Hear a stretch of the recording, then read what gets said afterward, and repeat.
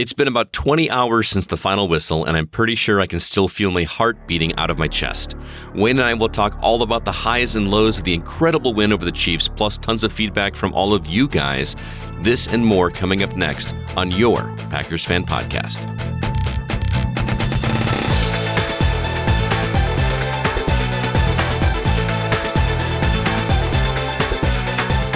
Welcome and Go Pack Go. Wayne Henderson, glad to be with you for another edition of Victorious Packers Talk. And I'm sure happy that Gutekunst traded up to get Mr. Jordan Love. Have you calmed down yet, Wayne? I have not. No. Is there a need to? No. Absolutely. And I'm Scott Clark from the Gaming Outsider Podcast. I am so happy to be here once again this week. We may have gotten away with some questionable calls this week, but the Packers still ran away with the dub. It is all downhill from here, and I am keeping the faith. On this 288th episode of the Packers Fan Podcast, we are excited to recap all the highs and lows from the win over the Chiefs. And you all really delivered some fantastic listener feedback this week. Wait till you hear what everyone else shared. And to wrap up, we'll preview the Packers' next must-win game. This time it's our Monday nighter against the Giants. And yes, of course, Scott will have his keys to a Packers victory. But first, let's dig in, Scott, to some of the highlights, at least to our eyes, from the Packers' victory over the Chiefs. Yes, indeed. Let's start things off with the Packers leaders in the Chief game. First, the passing. Obviously, kudos to Jordan Love. 25 for 36 for 267 yards, 3 touchdowns and 0 interceptions with a passer rating of 118.6. That's a pretty high number. I know. Wayne's looking a little confused, doesn't know what that means, but he knows it's high. This was also Love's 4th game with 3 touchdowns and 0 interceptions, tying the record for the season with Brock Purdy, and being only the 5th quarterback in the Super Bowl era of the NFL to do that in the first 13 games of his career. Whoa. So that is pretty impressive. He's doing some pretty great stuff over there. As far as rushing, A.J. Dillon was the leader with 18 carries for 73 yards. Receiving, I know I'm only supposed to do 1, but I'm throwing 2 in there for obvious reasons. Romeo Doubs had 4 receptions for 72 yards. Christian Watson had 7 receptions for 71 yards and 2 touchdowns. On the defensive side, Quay Walker had 13 tackles, 4 of them being solo. I could have really stacked this with a lot of other stats of other players. It was really hard to pick the top ones, but what a game. Incredible stuff. And much like last week, a near-perfect opening drive. A.J. Dillon's making 9-yard runs out of things that should have been 4-yard runs. It was incredible to watch. And you probably noticed he's making some moves instead of just being a power runner. Absolutely. It's just a beautiful drive. And I think there was only one play that didn't get us positive yards, so I'll take that. And Ben Sims, not sure, but Ben Sims, he's a player on the Packers. He got his first ever NFL touchdown. It was fantastic. And we ran up about half of the first quarter, all for us. It was a beautiful thing to see. I mean, you can't get much better of an opening drive than that. No. Shoot up so much of the clock, scored, didn't lose any yardage. That is exactly what you need to do with a first drive. Come out swinging. That way you are not coming from behind. You are always defending the lead instead. Right, and the camera panned across the Chiefs sideline, and Patrick Mahomes is just like, I guess I'll get to play eventually. I'm just hanging out here enjoying Lambeau Field. Well, and to make things even better, the defense followed up with a solid stand on the next series. There were 2 sacks in the red zone, one by Luke Van Ness, another by Rashawn Gary, and the second sack forced a field goal, keeping the Chiefs out of the end zone, and the Packers were able to keep their lead at 7-3. What a great stand. Whenever I see the Chiefs in the red zone, I just kind of assume it's going to be a touchdown. You know what I mean? They're capable, that's for sure. Yeah. What an awesome defensive stand. And then our next offensive drive, it was even more impressive. Jordan Love, at this point, was still perfect. And I know you like to use the term fundamental football. I think we got that in spades and ended up with a touchdown pass to Christian Watson. And I'm thinking to myself, I know it's early, but if we can keep getting touchdowns and the Chiefs keep getting field goals, it's all going to work out. Yeah, because I absolutely love how the defense just refuses to give up inside the red zone this first half. This one ended with a sack by Preston Smith, so the Packers were able to still keep that lead by 8, which, boy, that 8, I know it's just the 1 point, but it just feels so much better knowing that even if they do score, they still have to get the 2-point attempt, and it was just a really cool feeling. Indeed, because the 8 points, the 2-point conversion, not guaranteed. Heck, the 1 point extra point isn't necessarily guaranteed, but I would prefer we be up by twice as much. But here's another amazing thing that was happening, at least at this point in the game. Only one penalty, Scott, in the first half. That was just a 5-yarder for a false start on Jaden Reed. I mean, this is like a whole different Packers team than what we were watching 5 or 6 weeks ago when the flags were flying. Oh my goodness! It was just so much yellowness going on, and it was frustrating. But this first half was great. We had some more in the second half, which wasn't great. But just this was such a great first half. I'm so used to Green Bay being a third and fourth quarter team, right? Always like coming back from behind. It felt great to see them dominating at the onset here. There was another offensive drive that I wanted to talk about because it was just crazy, insane in the second half. 4th and 1. I groaned because Jordan Love is dropping back. And I'm like, why are we passing in 4th and 1? He throws a deep ball, 33 yards, and somehow Romeo Doubs catches it in triple coverage to keep that drive alive. And that was capped by an incredible 12-yard catch by Christian Watson, his second of the day. I was just exploding with glee at that catch because that really kind of saved our bacon, as it were. Like, why not just run it down, get the first down, and march down the field? But no, we're going to throw a deep ball. I did not understand that at all.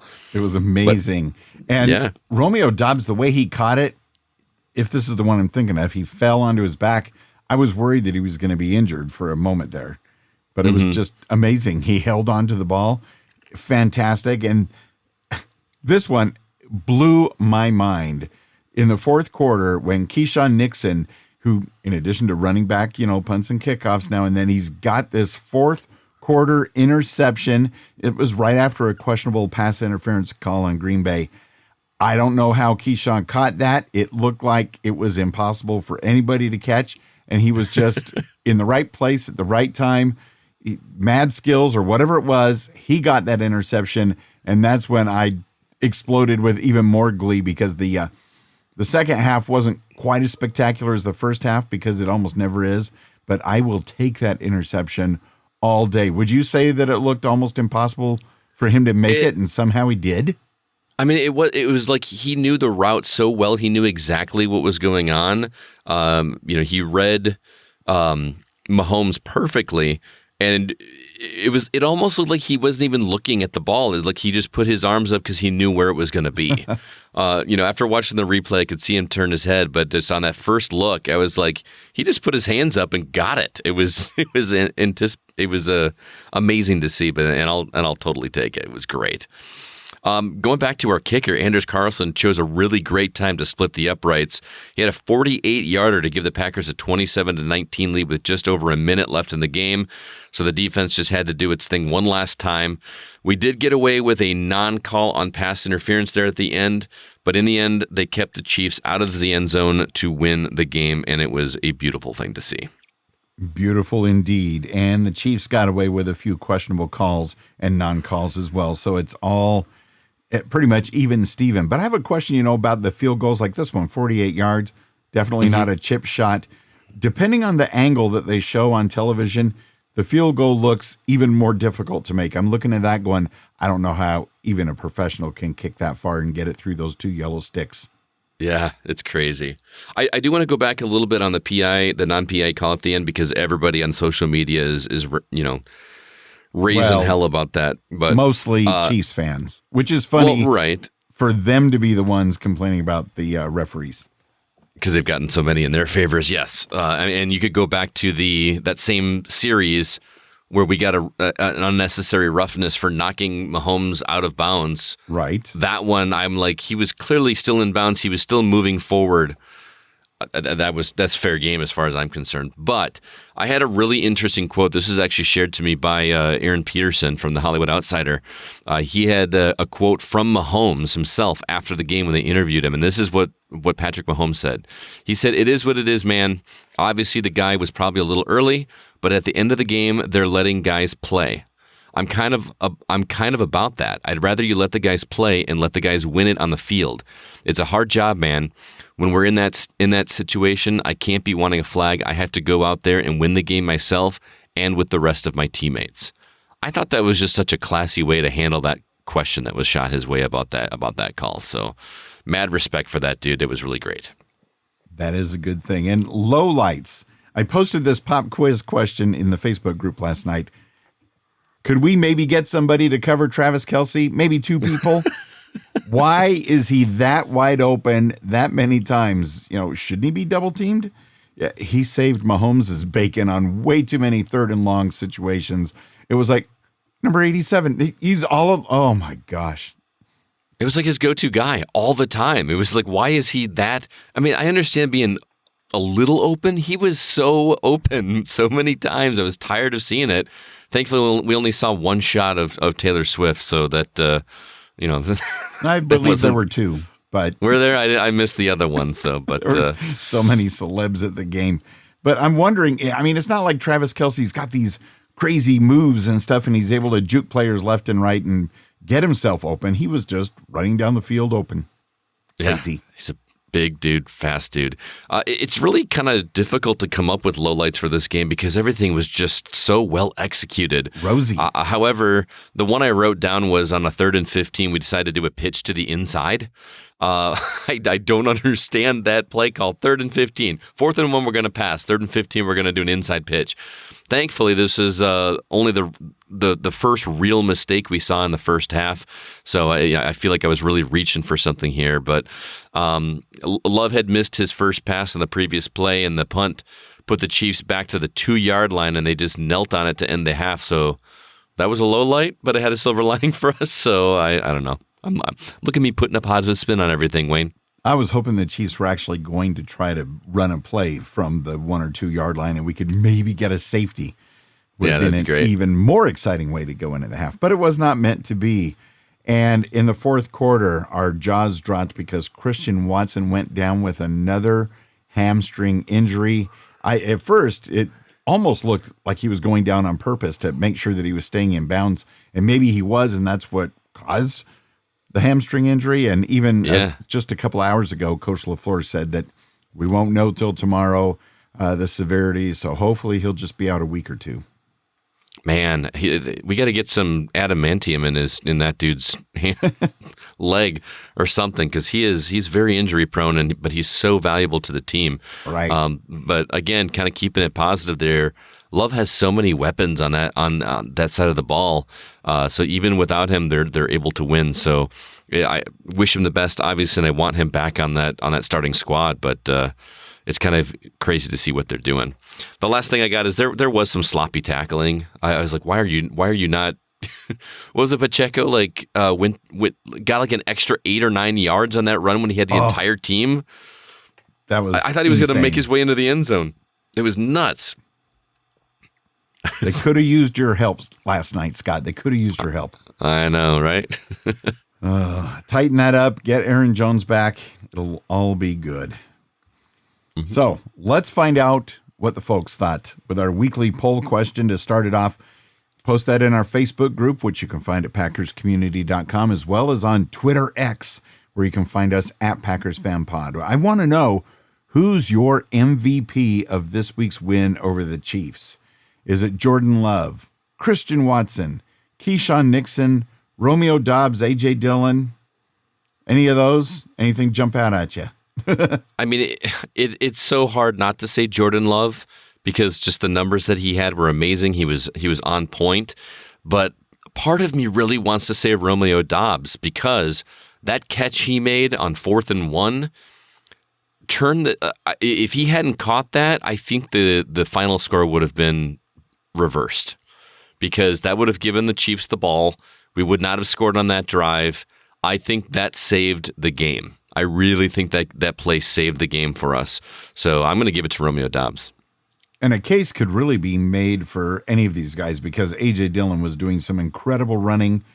And Keyshawn Nixon, that interception, that really just almost was a dagger, not quite. So I have a hard time picking just one. And then Dan Dyler came up with the great idea that I don't know why I didn't think of this. He said, how about the whole defense? So he added the option of the defense, even though they did have some sloppy tackling at points. But I mean, they kept them out of the end zone twice on the first two possessions. It was just a great way to start out that game offensively and defensively. So there's a case to be made for the defense for sure. Yeah, and the votes, though, that came in, 72% going with Jordan Love as being the MVP of the game, followed by Keyshawn Nixon at 14%, Christian Watson at 9% of the votes, and defense, being written in by Dan Dyler, got 5% of the votes. And granted, they probably would have got more if I would have added them in the first place. But did anybody have any comments about the poll this week? They did. Dan, actually, who added the defensive write-in vote there, said, I have to go with the defense. Chiefs are averaging 23.3 points per game this season, and they held them to 19 in only 2 out of 4 in the red zone, and held Kelsey to 4 catches for 81 and no TDs, despite 2 of those catches being on plays where they apparently forgot to cover the best tight end in football, leaving him wide open. And they did it all without All-Pro Jair Alexander. Is this the part where I'm contractually obligated to mention Taylor Swift? No? Whew. Go, Pack, go. Yeah. I don't want to have any bad blood there, Dan. So, Dawn, a.k.a. Granny Cheese, says, the team as a whole. Didn't one person win this game? The team won. Just my 2 cents. I kind of agree with her, man. It was everybody. Everything was firing on all the correct cylinders. It was a well-oiled machine. The whole team definitely deserves the kudos there. And with a little bit of boost from the crowd at Lambeau Field, because that was some of the loudest Go Pack Goes that I've heard at Lambeau, even louder than a couple of weeks ago. It's getting better, man. Packers fans are keeping the faith, and I love it. Well, that's what we thought of the game. We wanted to hear what you guys thought as well. If you'd like to sound off and let your voice be heard, do us a favor. Record your voice on your phone or computer and email the recording to feedback@PackersFanPodcast.com, or you can also call in at the PFP voicemail at +1 920 3PACK-GO. And the deadline for your voice messages after next Monday night's Giants game is, again, it's going to need to be a really quick turnaround because it's a late game and I can't conveniently just call off work the next day to work on the podcast all day. So please, please, please get your feedback in immediately following the game. Let's start it off. We just knocked off the world champions. I just got to say that. I got to put that in there. I don't know. As you can probably hear, Mike Tirico and Chris Collins, they're talking in the background. But we just beat the last year's world champions, last year's Super Bowl champion, Kansas City Chiefs, who everybody had thought, including myself a little bit, even though I didn't make the pick for the Packers to win. I'm just going to want to say that, but it was a really hard prognostication to make, because of where we came from, where the Chiefs have came from, and where they're at now, and where the Packers are at now. This team, their arrow is pointed straight up into the atmosphere. And I gotta say, these are not green and gold colored glasses, because the youth of the team is the reality. And we have a lot of money tied up with people that aren't even playing for the team anymore, including Rodgers. You got Bakhtiari that's on IR, that's not playing, and we don't even know if he's going to be playing for the team ever again. But you just got to look at the trajectory of what's going on. We just beat the Lions, who are probably going to win the NFC North. and nobody expected us to beat. We just beat the Kansas City Chiefs, the Super Bowl champions of last year, who are basically unchanged from last year when they won the Super Bowl. And we just took them out, and granted it was in our own house, but we beat them. And we beat them kind of convincingly. Like, we beat them by 8 points. We were projected to lose by about 7 points. I love where this team is going, and I cannot wait to see what's in the future. Let's go, go, go, go, go, go, go, go, go, go, Pack, go!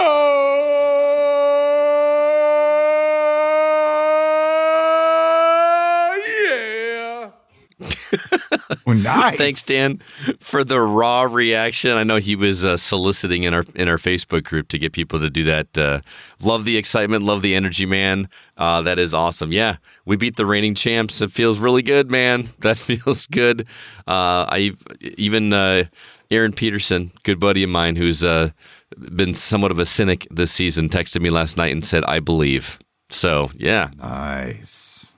He also said that remember that we are young and have that money tied up with Aaron Rodgers and David Bakhtiari, and we are still able to do what we're doing. Imagine what we could do with a healthy team and some more money behind us and experience. It's crazy.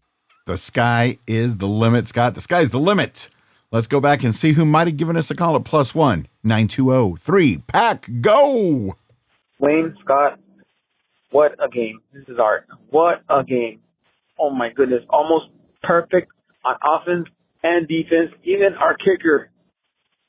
Man, I'm driving home. I can't even think straight right now. I can't get into all the little details. All I can say is, like, what a victory. Man. Oh, man. Hopefully they can just keep it going. Keep it going. Keep it going. Keep it going.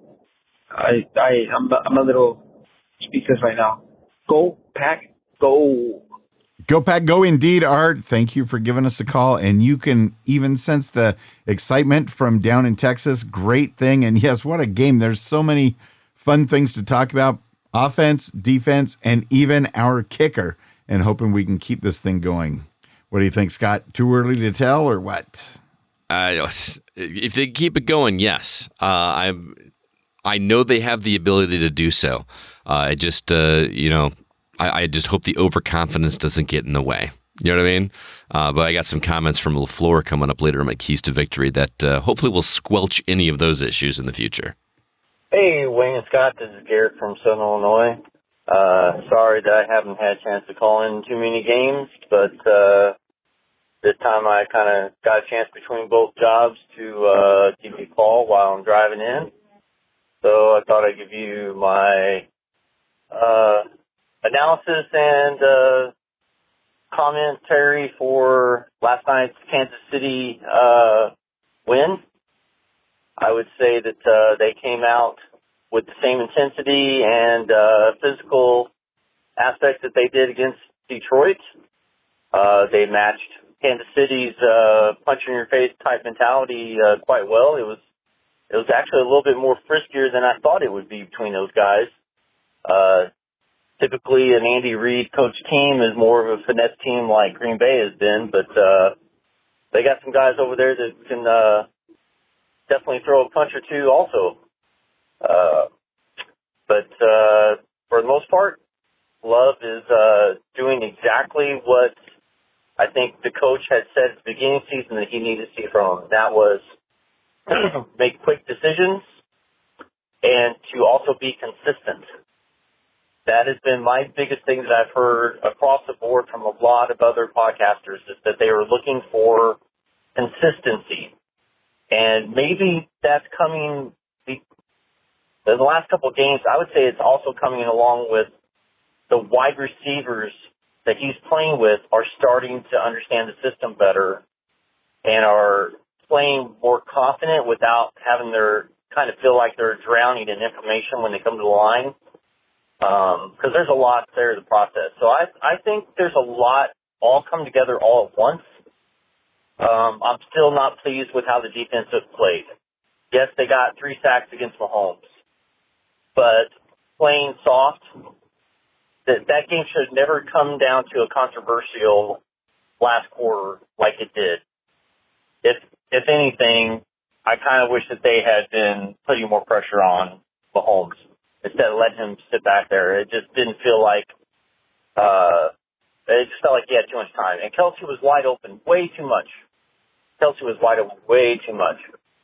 But for the most part, I'm happy with it. So go Pack, go. Go Pack, go indeed. Garrett, thank you so much for the call, and thanks for taking time in between jobs to make that call in. I love what he said about the intensity and aggressiveness. I feel like that could be the new Packers MO from here on out, and I would be absolutely happy, especially in the first two quarters of the game. And I love what he also said about consistency. That's something that he said other podcasters have talked about. That's something that we've been sorely lacking, I'd say, for seasons, actually. Like, it's not just this season. We'll have like a stretch of good games and then one where it's like not even close. It's just like a complete blowout. This was a consistently solid game.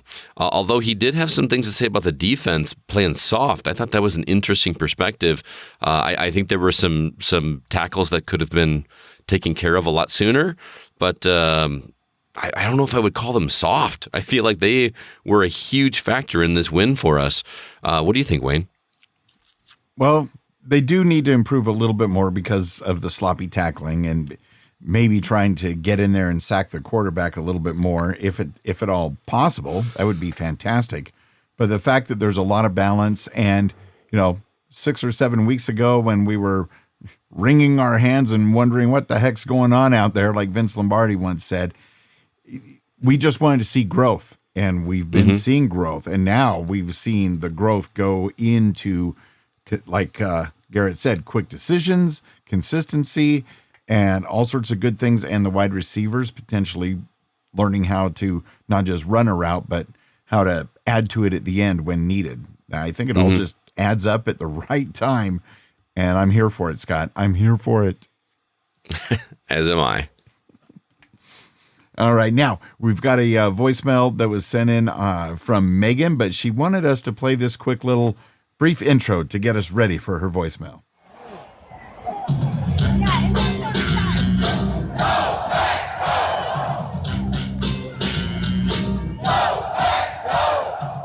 Where do we even begin? That was amazing.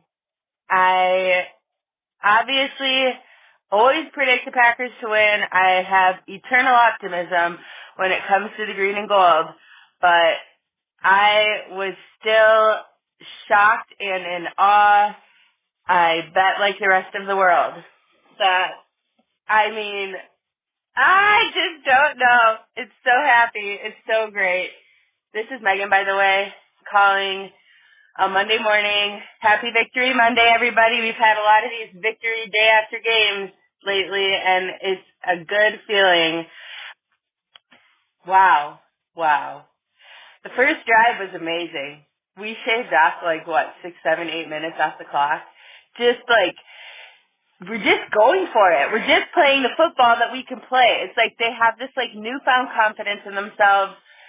They're not trying to maybe they are trying to prove something, but I just think that they're playing the football they know that they're good at playing and trying to drown out the noise, putting in the work. It's kind of manifesting, and it's just there was no chance in heck that we were talking or thinking about the playoffs 2 months ago. Just not going to happen. It's not our year. And didn't we secure, if the season were to end today, we'd be the 7th wild card spot. Sounds like the perfect setup for a Cinderella story. I don't even know where to start. It was so great. It was so great. Jordan played very well. He really is showing us what he's made of. He has all the potential in the world. There were moments of franticness, especially in the third, fourth quarter. But to be honest, overall, big picture, he could definitely be our guy. I want him to be our guy. I just think he has what it takes. He's cool, calm, and collected. Except when he kind of he did that one like, it was in the fourth quarter, the second to last time you had the ball before Keyshawn Nixon, baby, intercepted the ball. It was amazing. I swear, I predicted that. And then he kind of cowered down, and I was like, oh, it looks like Aaron. But other than that, I mean, he is good. And he spread the ball around. It was awesome to see Ben Sims get his first touchdown. A.J. Dillon just ran like there was no tomorrow. He really has such talent, and I feel like I love Aaron Jones up on my heart, but like maybe A.J. Dillon gets kind of in the back burner when everyone focuses on Jones. And A.J. Dillon is extremely talented. He is a powerful runner. He plays super well in December. Speaking of December football, can we just hear from Matt LaFleur being 16-0 in December football as the Green Bay Packers head coach? I love him. You all know that I love him. Anyways, okay, so let's see what's up next. Defense, what was that? 3 sacks in the first quarter? First half. I don't know. They came to play. They really came to play. I watched Matt's press conference, or locker room talk, yell, basically, his locker room yell, enthusiastic yell. And giving props to Keyshawn for his returns, his interception, and then most importantly, not throwing a punch back at Pacheco. And that's some mental strength. I mean, I've never been punched at, but I just feel like if someone were to come at me, especially in the heat of a big football game, there's no saying that I'm just not going to try to punch him back. And he kept his cool, and at first I was super concerned that they were going to give a penalty on us, but I think that was the right call. There were several penalties that weren't called for both teams, and it happens. We got the win. A win is a win is a win. Bring on the Giants. This is just super, super exciting. I hope they're all thrilled and proud of themselves and ready to put in more work and keep on going. This is only the beginning.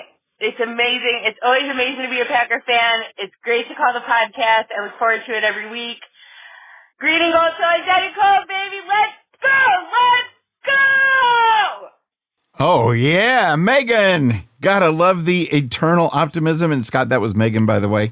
And I'm glad thanks for letting me know.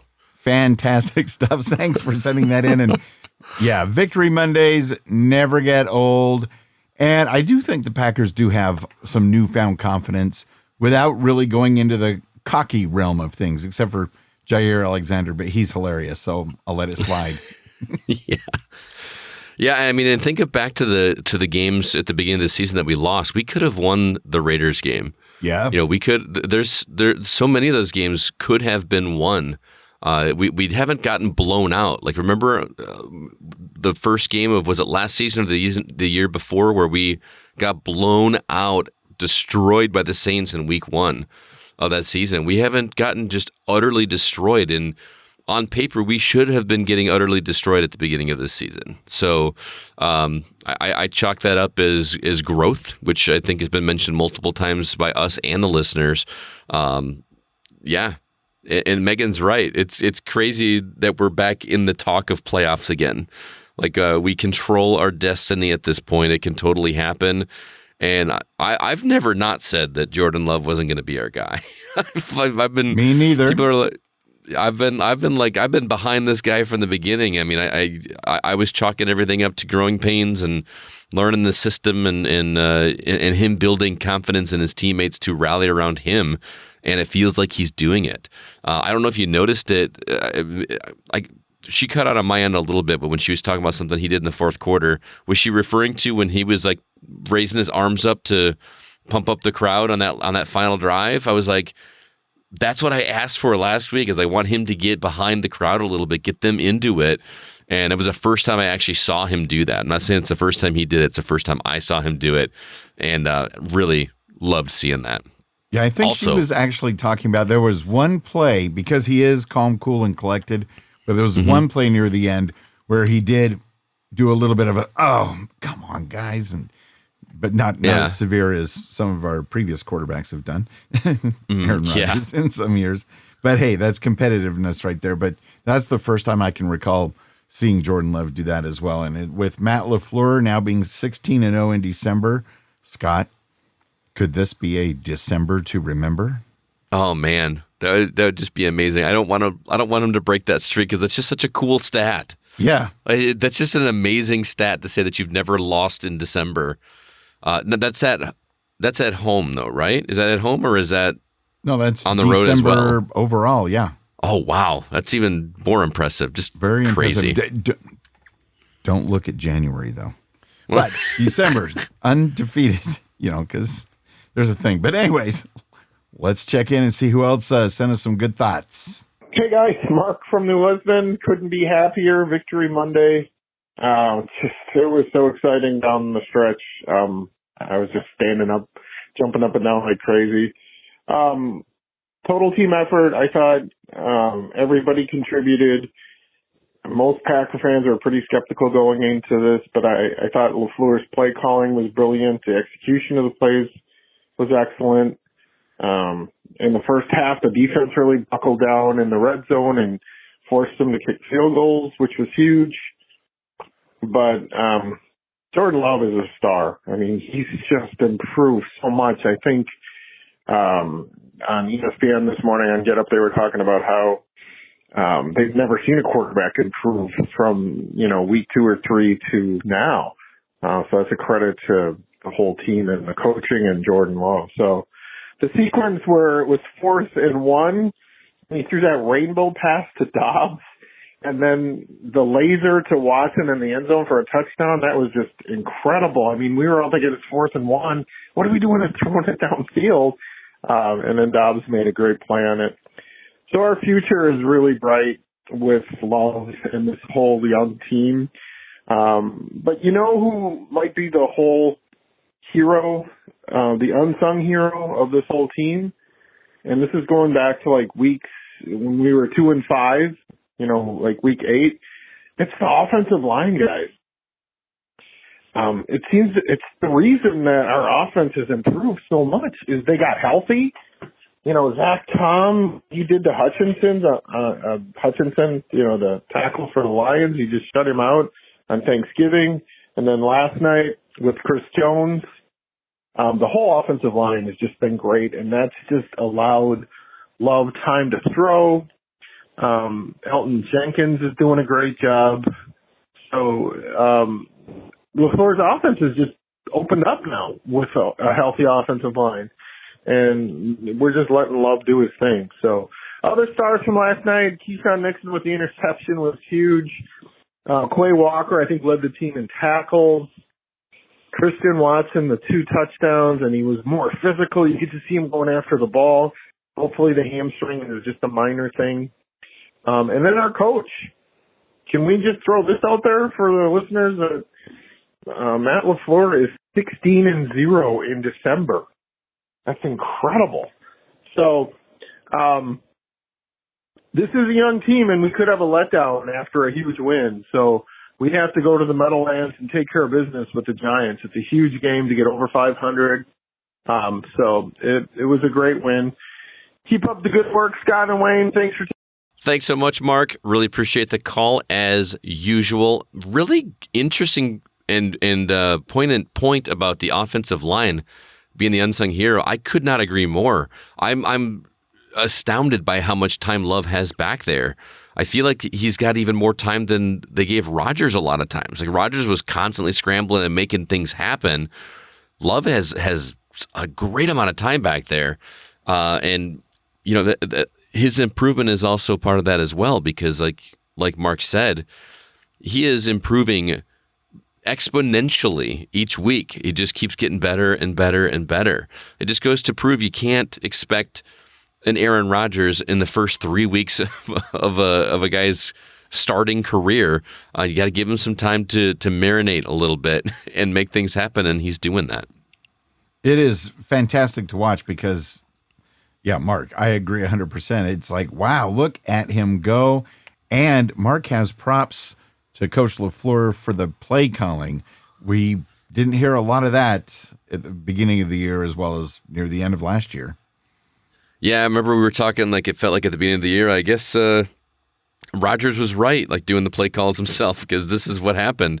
And I had some frustrations, like he mentioned, with the tossing the ball on 4th and 1 and running the ball on 3rd and 15 and things like that just make me scratch my head. Like, you got the fundamentals down, trust your players to do the right thing.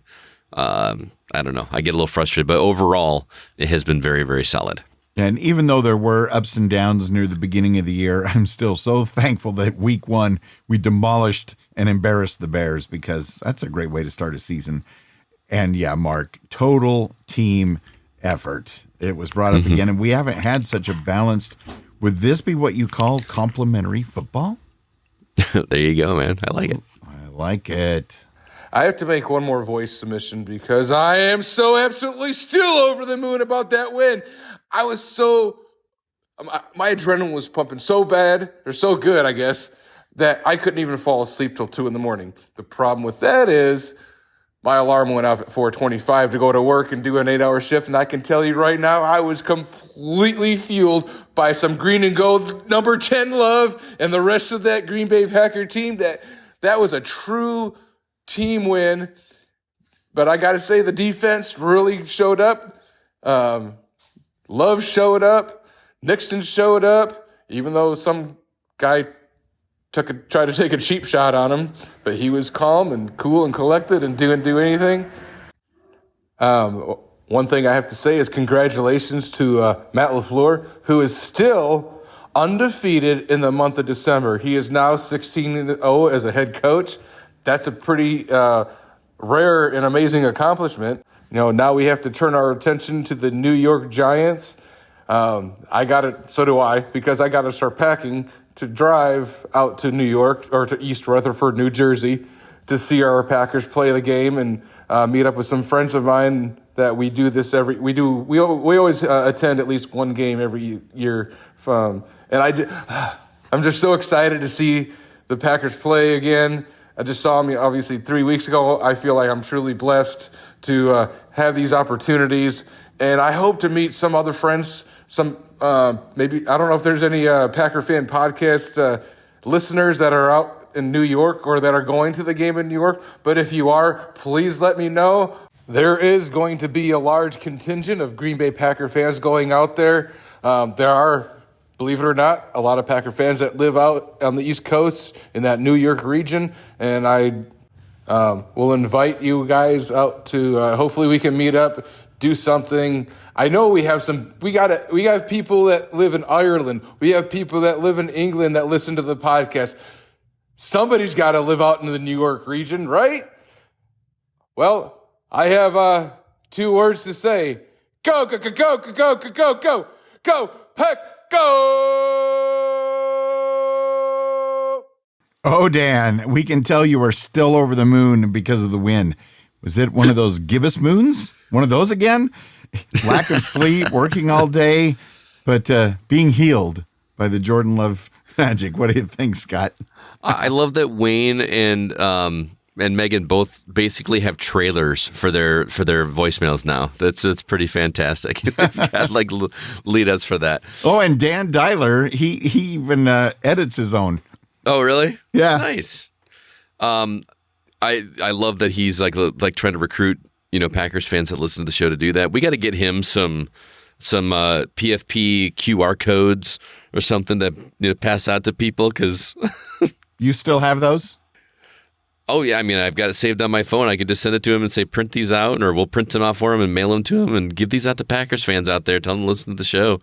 Yeah, it'd be awesome. I have a group of friends that I text every Packers game. We have like a little text thread, and most of them are actually out in New Jersey, and they were talking about going too. So maybe I could connect the dots a little bit and say, hey, if you see a guy dressed up like Jack Sparrow, but with the Packers gear on, that's a buddy of mine. So keep an eye out for him for sure. So there might even be a new team up after the game with the go pack go. But now it's time for Dan to get to going to get his packing done, because Monday night will be here before you know it. Man, Sunday night, Monday night, a lot of Packers action under the bright lights. We got to win this one. It's another must win. We do have an email from CCR. Hey, Wayne and Scott, this is Caleb, Kathy, and Roy Fisher in Green Bay, Wisconsin. What a great game. So many great things happened with 2 touchdowns to Christian Watson. Hope he's not hurt bad. I agree, Caleb. Definitely hope he's not hurt bad. Another great thing that happened was the touchdown by Sims. So many great defensive plays. And although there were some other fantastic plays, we believe there could have been some more pass interference calls called against the Chiefs. But regardless to what happened, we won. Go Pack Go, bleed green and gold till dead and cold. Awesome. Thank you so much, guys. Appreciate that email. As always, your calls, emails, comments, and support are so much a part of the Packers Fan Podcast. If you'd like to be heard on the show, please do so. Thank you so much for doing that. And in order to do that, all you got to do is head over to the Packers Fan Podcast Facebook community, be part of the conversations, and you can find that at packerscommunity.com. Check out all the action, join in, especially for our live game chat section. That is always a great time during the Packers games. Oh, that thing was on fire this week. That was a lot of fun. And now, looking to the future, your 6-6 Green Bay Packers are on the road again, heading to New Jersey to face the 4-8 New York Giants Monday night, December 11th at 7:15 p.m. Central Time. I don't know why the Monday games start 5 minutes earlier than the Sunday night. Whatever. 7:15 p.m. Central Time. Packers lead this series 34-27 and 2 ties. And although we don't play the Giants all that often, we have been going up against them since October 7th, 1928. And you want to talk about a barn burner? The Giants beat us 6-0. And I can kind of understand. Fun game to watch. I know. I can understand that kind of score back in the day, back in the 20s. You know, yesterday the Chargers beat the Patriots 6-0. That should not happen in 2023. Yeah. The 1960s were our best years overall against the Giants. We were 5-0 against those guys. And of course, your Green Bay Packers are 13-time NFL champions, but the Giants are no slouches, coming in with 8 NFL titles of their own. So they do get some bragging rights in that arena. And since we're talking about playoffs, how about the Giants-Packers wild card game at Lambeau Field, January 2017? Aaron Rodgers finished with 362 yards and 4 touchdowns with a 38-13 victory. That was a magical day. I can do one better, Wayne. How about the December 26th, 2010 game at Lambeau, where the Packers held the Giants out of the playoffs by beating them 45-17. Aaron Rodgers had 404 yards and 4 touchdown passes. That's some awesome numbers. That's a lot of yards. That's a lot of points. Let's recreate it next Monday night with Jordan Love. It could happen because Monday night's weather in East Rutherford, New Jersey will be fairly clear. 42 degrees at kickoff. It's about 5.5 degrees Celsius. There's a rain and snowstorm like the day before, but the latest I checked is supposed to be gone by Monday. So just chilly. All right, Wayne, I've got some keys to a Packers victory over the Giants. Starting on number 1. Strategy number 1 is tread carefully. By all accounts, the Packers should win against New York, who have only won 4 games so far, 3 of which were against the Patriots and the Commanders. But keep in mind, everyone expected Green Bay to lose at home against the Super Bowl champs this past week as well, so anything can happen any given Monday. On top of that, the Giants are coming out of a late season bye, so they'll be well rested and ready to fight. The Packers need to head into this game with the same mentality as the Chiefs game, must-win scenario. Overconfidence simply can't happen. And I had a quote from Coach LaFleur, who said it best himself in a press release or a press conference. He said, nope. It's one game. Now we have another primetime game on a Monday night. The guys have got to understand you start winning some games and people start gunning for you. We are a 500 football team. That's where we're at. That's the reality of it. So he is clearly on board with we cannot be overconfident. We cannot do what the Chiefs did when they came into our home field. Strategy number 2, take advantage of the quarterback situation in New York. Tommy DeVito is under center, an undrafted free agent rookie who's won 2 of his first 3 starts. He's been lauded as a great pickup, and he just might be, but he hasn't faced Green Bay's killer secondary.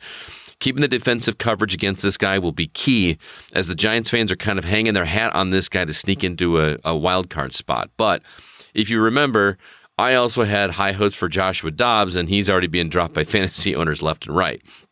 Hopefully this is his week to fizzle out. To make it even better, DeVito's backup is Tyrod Taylor, who's been on IR with a rib injury for weeks. So at this point, it's not even certain which of them is going to start this game. So this is prime time for the Green Bay defense to capitalize on what we don't even know is going to be the situation come Monday. Surprise. Yeah. And strategy number 3, take control. I think we're all pretty pleased with how the game went last night, and it's kind of an easy out to use for a key to victory to say keep doing what you're doing. So I'll say something a little more focused. Stay in control of the game. The Packers never once trailed to the Chiefs, which says something. I don't remember the last time that's happened where we were facing an opponent like that and never had a deficit any time. They were in the pilot seat on both sides of the ball for almost the entire game. When Kansas City answered, they answered back again, and the defense kept the ball out of the end zone. That needs to be the name of the game, not only against New York, but for the remainder of the season as well. And let's do it. All right, I'm amped up. Bring it on. We got a whole week to wait. And of course, that's going to change the night we record the podcast and all that stuff, but we'll sort that out. So, wager of fun, because again, if I get more of the games guessed closer to correctly than you, either way, we're going to play Madden 2020. I don't know, whatever you guys decide. But if I win, I get to play as the Packers. If I lose, right, Scott says I'm going to be playing as the Bears. So yeah. It's gonna be awesome. But either way, it's gonna be awesome. So this week, the predictions were we both predicted them to win, which is good for both of us. I predicted 24-21 for a differential of 5. Wayne, you predicted Green Bay 22-20, which was a differential of 6. So that means I get another one in the old win column this week. Oh, I can't believe I only missed it by a differential of 1. Unbelievable. Yeah, a very, very close game for us because, the score was 27-19. Thank you very much. Over on the PFP section, let's see. Our winner from last week was Mr. Jay Walters. He had Green Bay 28, Kansas City 25 for a total differential of 7 points, and that puts him in third place with 2 wins. Dan Deiler is still in second place with 3 wins, and Mr. David Newman in first place with 4 total wins. So it is anybody's game still here, as we head into the final stretch of the season. That's wild, except for what's our standings? Our standings, I am in the lead with 6 wins, and you've got 3. So you got some catching up to do, my friend. Yeah, I don't want you to clinch before the season's over. I got right. Really, well, this is the week I turn it around. Because Packers at Giants, I'm predicting another Packers victory.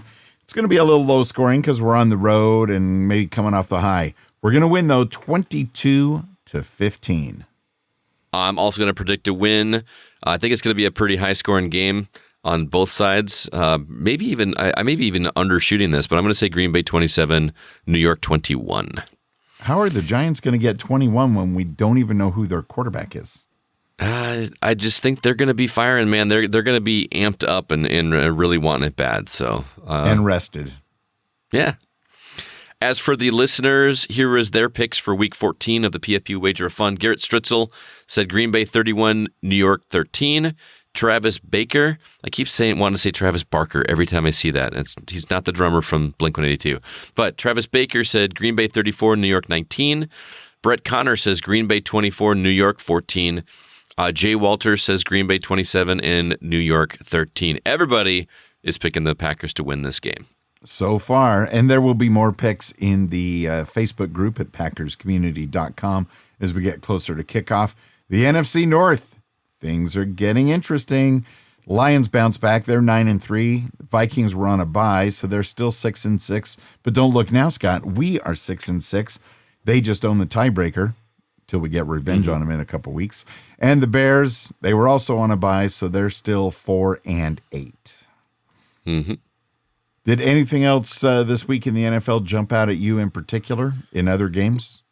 My fantasy football team, I got I got Metcalf, DK Metcalf.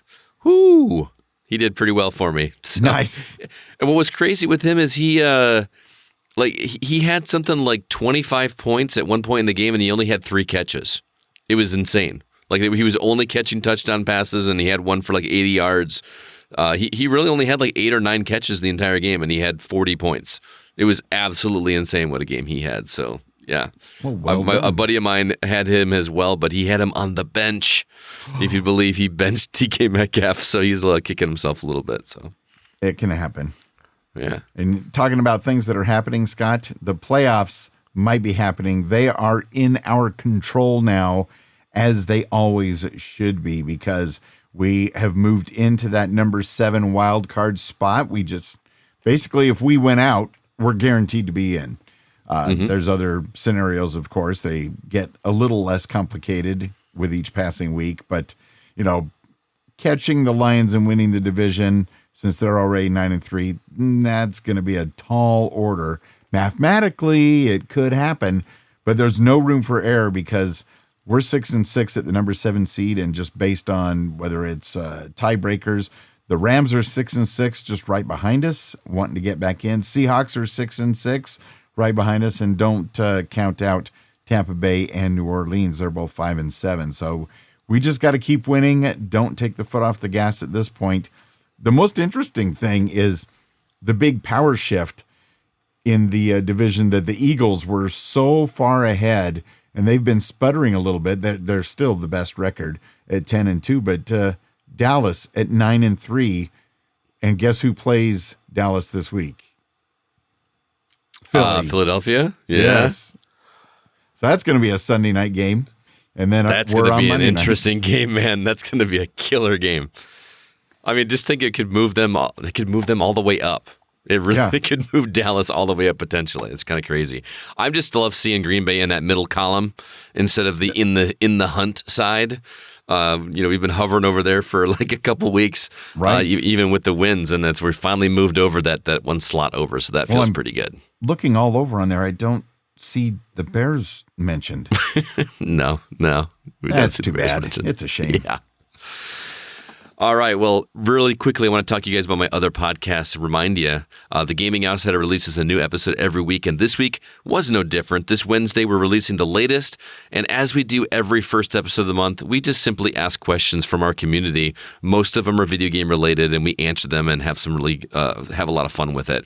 You'll also hear me talk about the latest pinball tables from Zen Studios, digital pinball tables. I've been trying to get Wayne in on that a little bit, which include one based on John Carpenter's The Thing.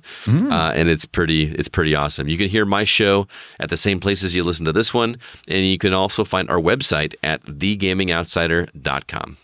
Excellent. And my other podcast, the Don't Blink podcast for Doctor Who, you can find it don'tblinkpodcast.com. The second of the 60th anniversary specials was this week, and it was a trippy episode and really kind of scary and creepy in a lot of parts. It was kind of disturbing, so it's going to be interesting talking with Jada about that tomorrow night.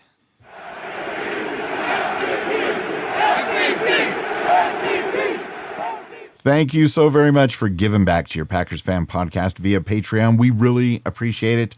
Details on how you too can become a patron and other ways to support the PFP are all at packersfanpodcast.com/giveback. So, Jay Walters, AR12 level patron, Go Pack Go, and thank you so very much. Also, thank yous and Go Pack Goes to Dan Dyler, supporting the Packers Fan Podcast at the Jordan Love level. And how about our great Brett Favre level Patreon supporters, Megan, Scott Boers, Miguel Ramirez from the Opposites Attract podcast, Colin Nolan from Ireland. Also, thank you and Go Pack Goes to these fine Curly Lambeau level supporters, Joe Christensen and Hank Davis from the TPE Network. If you too would like to become a patron, head over to packersfanpodcast.com/giveback. You can find all the details there. We do appreciate the support, but please only do what you can, financially handle. We never want to ask anybody to be put into a financial burden situation, but we would appreciate the help if you can afford it. Very, very true. The Unofficial Packers Fan Podcast is not affiliated with the NFL or the Green Bay Packers, but you can help make good things happen just by telling your friends about the Packers Fan Podcast. So I will say thank you in advance. Also, if you'd like to follow us over on Twitter, you can follow our handle, which is at Packers Fan Pod. My personal handle is at GoCastScott, and Wayne's handle is at Wayne Henderson. And here's community members Joe Christensen, Megan, and Dan Dialer with their Go Pack Goes to keep us going until Monday Night Football. Go Pack, go! Go Pack, go! Go, go, go, go, go, go, go, go, go, go, Pack, go!